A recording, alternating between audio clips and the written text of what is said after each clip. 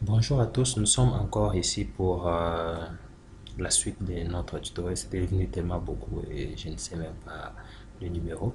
Alors, excusez-moi pour ça, je vais devoir continuer avec notre système de validation pour le login. Alors, je dis, la fois dernière, nous avons parlé sur la validation et nous nous étions arrêtés au moment où nous avons validé et nous avions des erreurs. Alors, quand je valide, j'ai des erreurs si ce n'est pas rempli. Mais si c'est rempli, alors il n'y aura plus d'erreur. Ok, je peux essayer blablabla.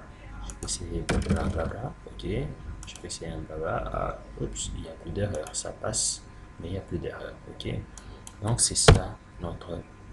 Aujourd'hui, maintenant, nous allons nous attarder un peu sur le requête que va nous permettre notre page login.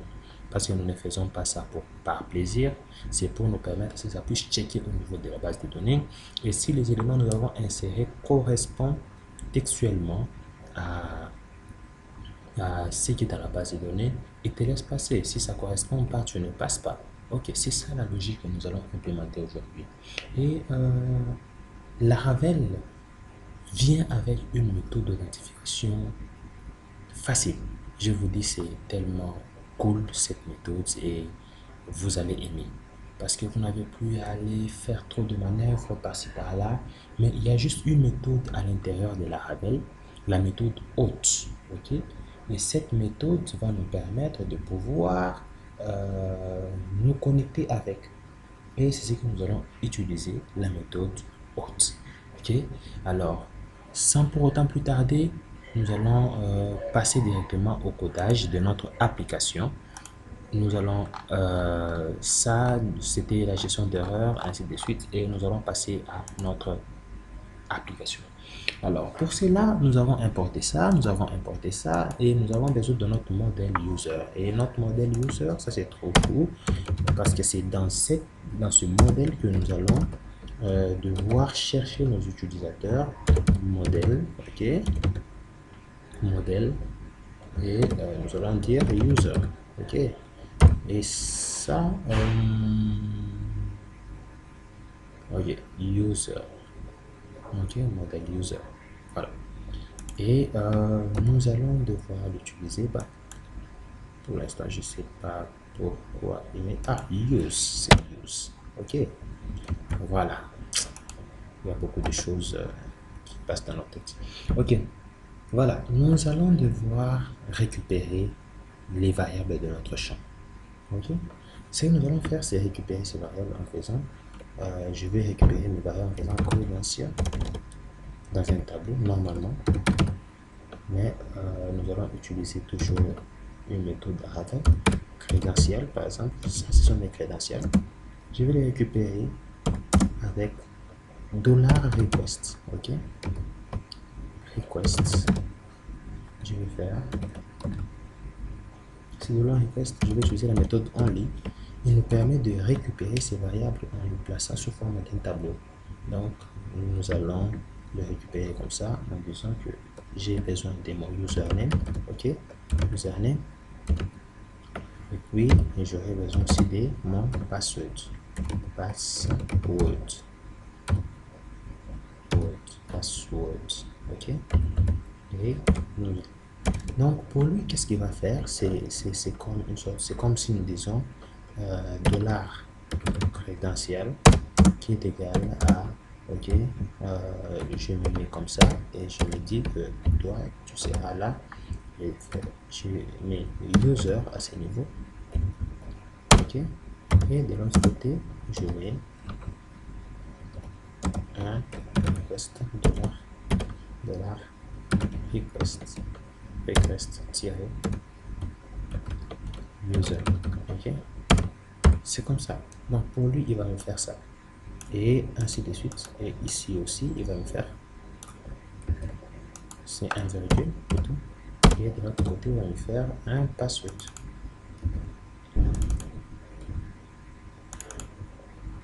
Donc c'est pareil. Au lieu que je me tape tout ça, je le fais juste dans une seule ligne et c'est tout. Ok, ça me permet d'économiser. Alors, je vais faire un DD décrédentiel. Donc die denied. Ok, je vais arrêter les scripts et je vais m'afficher ce qui se trouve dans l'ancien. Voilà. Pour y aller, nous allons tester. Maintenant là, nous allons tester. J'actualise. Je tape par exemple oui, in, ok. Je tape T et je tape TS. Et quand je valide, qu'est-ce qu'il fait? Ah, il m'a récupéré. Vous voyez ce qu'il fait? Donc, il m'a récupéré des variables. C'est pareil à ce que je vous avais montré. Donc, c'est comme ça qu'il fait. Alors, ce que nous allons faire,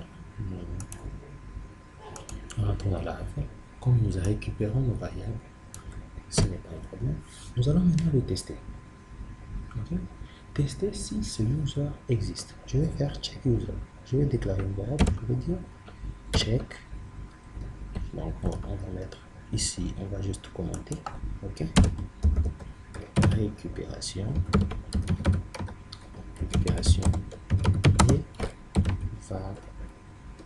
et variable du champ. Okay. Et ici, nous allons dire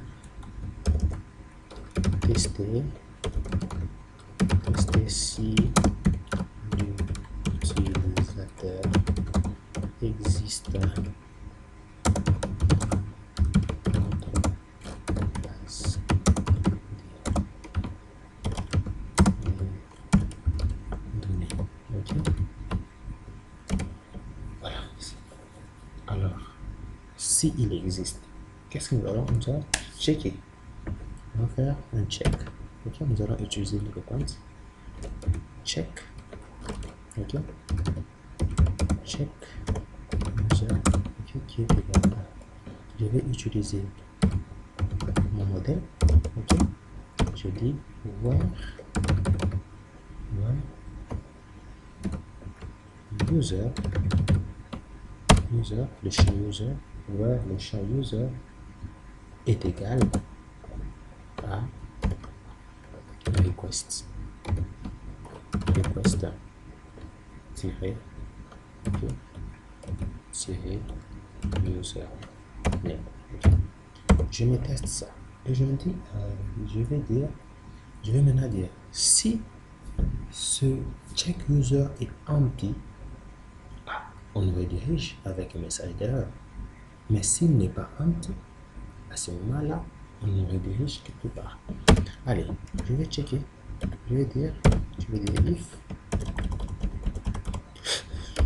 Je vais dire if $check user is empty. Is empty. Ok. Je vais dire que je vais retourner. Je vais retourner la vue. Ok, avec le message. Je dis, je vais rediriger. Return. Redirect. Redirect. Ok. On va dire la route. Je vais rediriger sur la route. Ok. Et cette route, c'est la route login.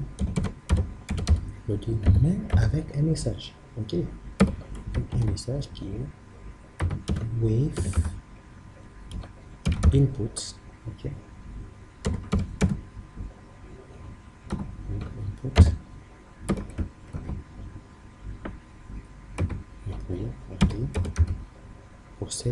Pour cet input, et puis on va dire un message ms, donc ms et je sais, ne mettez pas la variable message parce que c'est une variable qui est utilisée dans la Ravel, ça risque de vous compliquer la vie pour rien. Je vais mettre this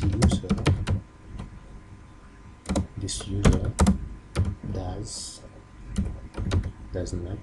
doesn't. Hop. Oh, désolé, je vais mettre ça does not.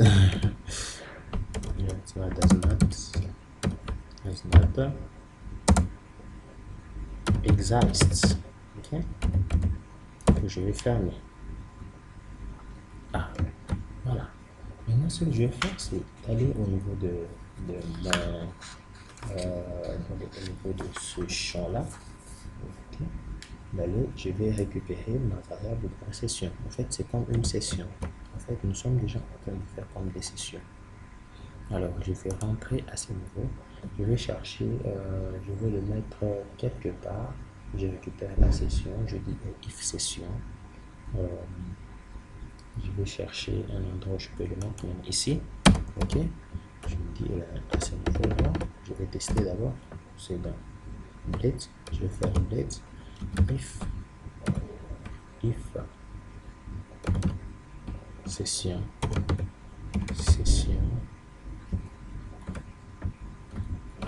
MSG, ok. Si la session, il y a une session MSG, qu'est-ce que je fais? Je vais devoir mettre un div d'alerte, ok, danger. Donc je vais mettre div, ok, deux points, div deux points, alerte. Oh, ça ne marche pas. Je sais pas mettre ici. Je vais div. Ok. Et là, je n'oublie pas le int if. Je n'oublie pas le int if. If. Ok. Je n'oublie pas ça. Et à l'intérieur, qu'est-ce que je fais? Je fais classe. Je vais mettre un danger. Ok. Alerte. Je vais mettre la classe alerte. Je vais mettre alerte tiré danger. Ok. Et c'est à l'intérieur de ce danger que je vais devoir mettre ce message. Je vais mettre ça strong. Ok. Je vais essayer de le mettre sur strong. Et je vais utiliser les glyph icônes. Je vais utiliser ces glyph icônes. Je vais dire que c'est la classe.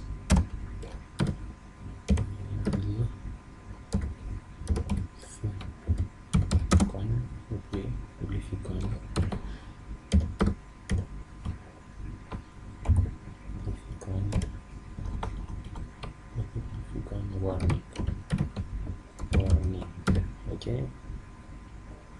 tirer signe. Et là, je vais mettre le message. Je vais mettre session message. Donc, je vais mettre maintenant session message. Je vais l'afficher en disant j'ai besoin de session message.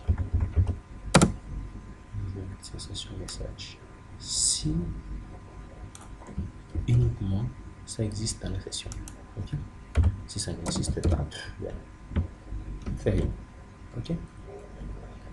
Voilà. Nous avons fait ça. Nous allons tester pour voir si ça marche correctement. Ok. Allez, nous venons, sans pour autant plus tarder, nous allons exécuter ça. Et allez, je dis oups, je mets un test, je dis juste ça. Ok, je fais ça. Voilà. Mon Mania, il est en train de nous dire que le code de notre méthode is empty. Donc nous allons chercher cette méthode là. Nous allons chercher cette méthode maintenant. Ok, nous avons reçu une erreur qui nous dit que call identify method to the empty. Ok, je me dis ça doit être à ce niveau. Je vais faire un get. Je vais faire un get. Oui, alors nous disons que l'Eloquent n'a pas détecté la méthode empty. Alors, nous avons oublié le get. Ok. Alors, allez, nous avons oublié ce get là. Nous venons pour tester. Nous actualisons. Si tout marche bien, ça devrait marcher. On dit access denied to user using passwords. Donc, user authentication, ainsi de suite. Username or password. Ok. Nous devons chercher.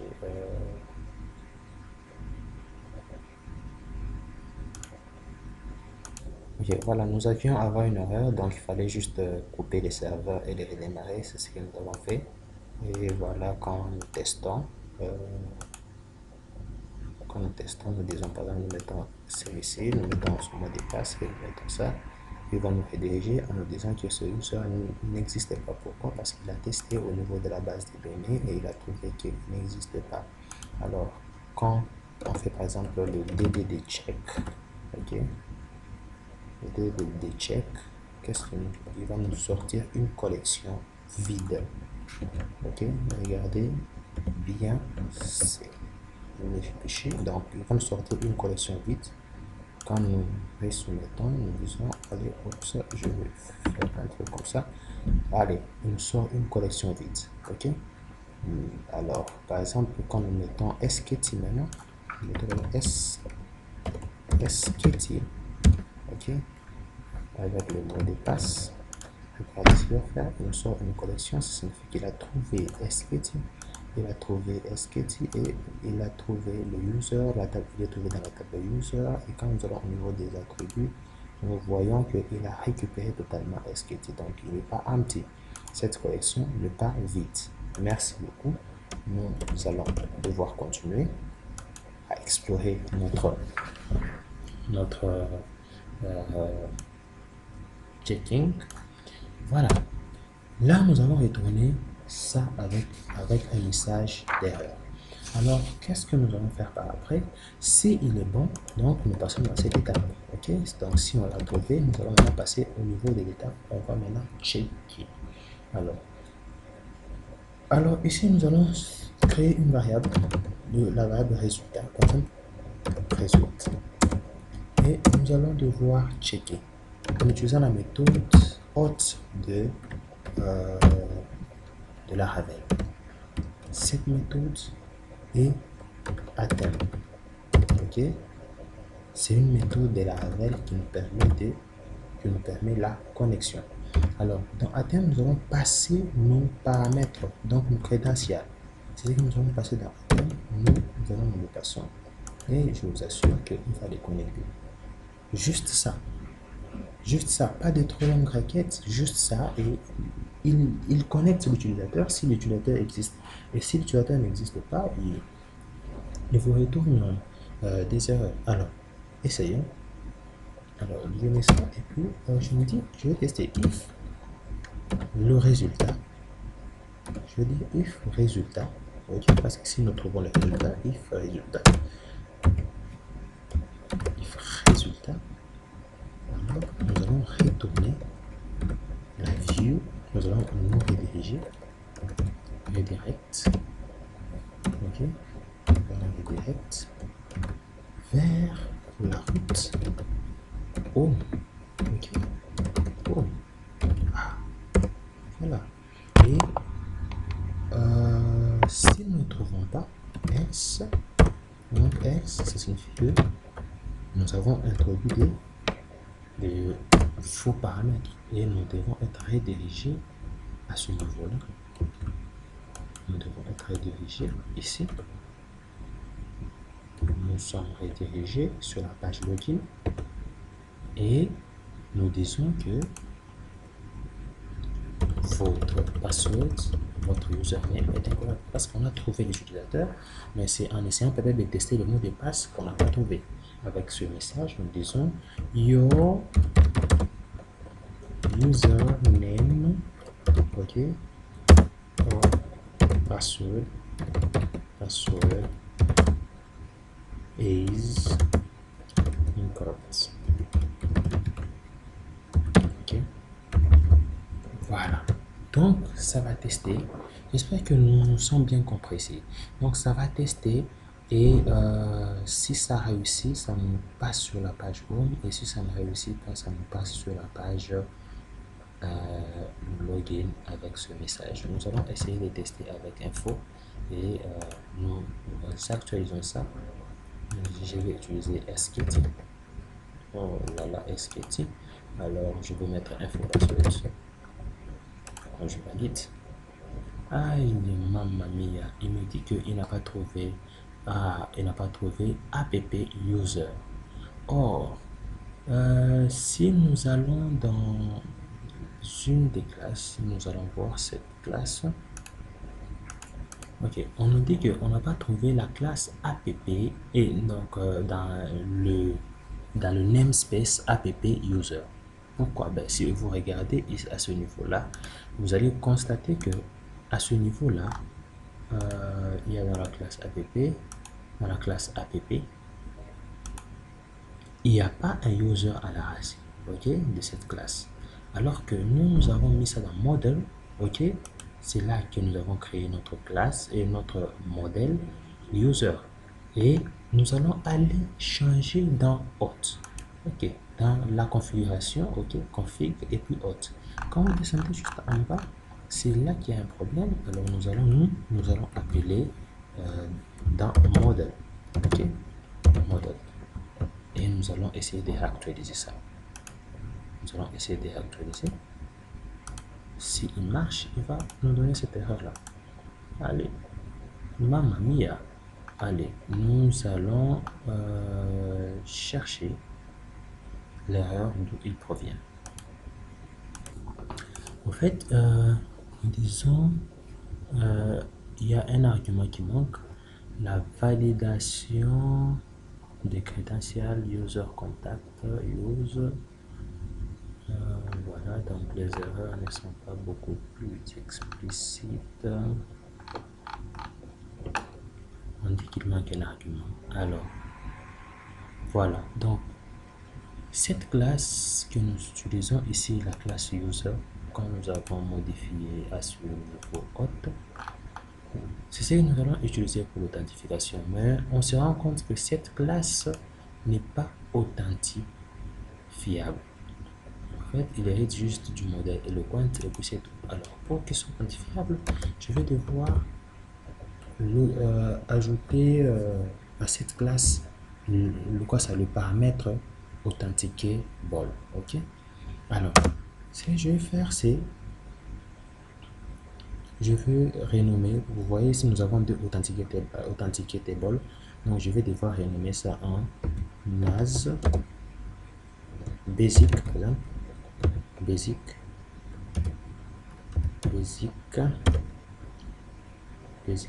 authenticated. Ok, je vais devoir renommer ça comme ça, as basic authenticated. Voilà, basic authenticated. Alors à ce niveau là, je vais maintenant faire un use basic authenticated. Je vais l'utiliser à ce niveau là. Ok, et là je vais faire implement. Je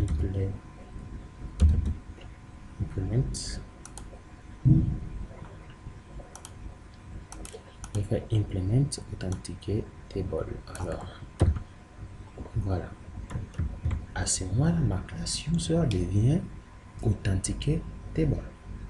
Ah, là maintenant nous pouvons tester et voir si tout marche. À ce moment-là, on va nous afficher notre erreur pour dire que le username ou le password est incorrect. Alors, regardons. Mamma mia, ces trucs, ça marche convenablement. Pourquoi? Parce que nous avons utilisé nos deux classes ici. Donc, les classes authenticatable. Donc, nous avons rendu cette classe authentifiable. Alors, vous voyez donc, si vous mettez un faux password, il vous dit qu'il n'authentifie pas. Alors, si vous mettez un vrai password, alors il doit vous rediriger vers la page home. Allez, supposons que je mets SKT.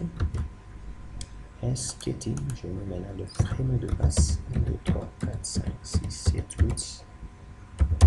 C'est dit. Quand je fais ça, oh, il me dit toujours que il n'arrive pas. on me dit toujours que monsieur, je n'arrive pas à authentifier, c'est identifier l'utilisateur.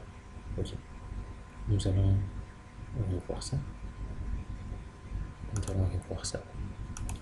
Ok, nous allons mettre le username, le mot de passe.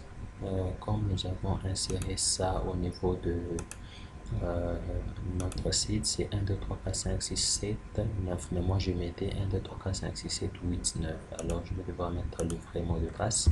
Et quand je send, échec et vente, on nous dit que la route home n'est pas trouvée. Ah, voilà. Ce que nous devons faire, c'est devoir créer cette route-là. Je vais devoir créer ma route home. Alors, ce que je vais faire, c'est de créer cette route et nous allons être redirigés là-bas. Alors, j'ouvre celui-ci, je ferme tous ces fichiers, je ferme aussi les requesters et je suis là, je peux aussi fermer celui-ci, je reste avec celui-ci et là je vais ouvrir ma route identifiée. Je vais créer la route alors route, je vais faire un route, je veux dire que je vais faire un get. Ok, un get sur le home. Donc sur le home contrôleur, ok, et avec sous l'action index. Alors le nom sera name qui sera home, ok. Bon, je vais créer ces contrôleurs là, alors c'est un contrôleur que je vais créer. Alors je pars là, je vais dire PHP artisan make deux points contrôleur. Ok, je vais créer ces contrôleurs. Allez, ça c'est faux, je viens de créer ces contrôleurs. Alors c'est dans ce contrôleur que j'ai créé, je me retrouve ici dans un contrôleur, je home contrôleur et je vais créer une méthode index PHP, ok, public function index, ok, je me fais un coup de index et là je vais mettre la return de la view. Ok, je vais retourner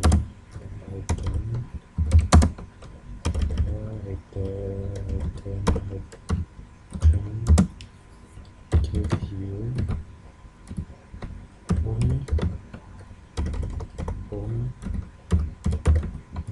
slash x. Voilà, je vais devoir créer ça là-bas. Je vais dire ok, là je vais devoir créer un file qui va s'appeler index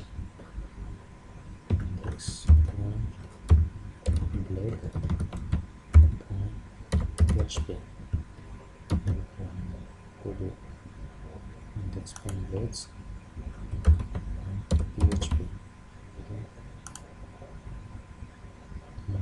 Je viens de créer un index.blades. Ok, vous allez là, vous le trouvez. Et là, allez, je vais maintenant actualiser. Si ça marche, ça va nous afficher cet index là. Mamma mia, nous sommes passés. Alors là, dans la prochaine vidéo, c'est là que maintenant nous allons installer notre template. Nous allons devoir maintenant commencer notre application CRUD. Alors, je vous invite à continuer à suivre ces tutoriels. Ça, comme vous voyez, nous avons vu beaucoup de choses et ça pourra aider beaucoup de gens. Je vous assure, j'avais suivi beaucoup de cours sur... j'avais suivi beaucoup de cours. vous assure que j'avais suivi beaucoup de tutos, mais pour créer la page login, ça m'avait un peu compliqué. Et quand j'ai su comment le faire, je me suis dit, ah non, cette occasion, je ne pourrais pas la faire manquer chez d'autres personnes. Alors, je vous invite à la suite de notre tutoriel.